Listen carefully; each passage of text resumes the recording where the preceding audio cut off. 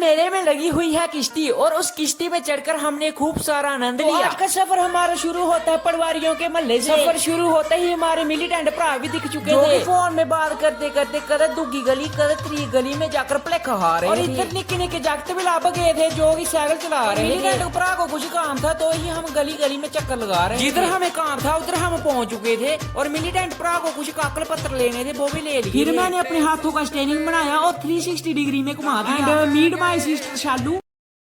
Hello guys, मैं उधमपुर से हूँ और मैंने स्किल के सारे ब्लॉग्स देखी और काफी ज्यादा अच्छे हैं। तो आप लोगों से ये अपील है कि आप लोग प्लीज इसके पेज को जरूर फॉलो करें और नए एंटरटेनमेंट के नज़ारे यहाँ पर लें, ठीक है। अब हम किश्ती में चढ़ चुके हैं, हम छुट्टे का मजा लेते हैं। आप लोग हमारे रिएक्शनों का मजा लो।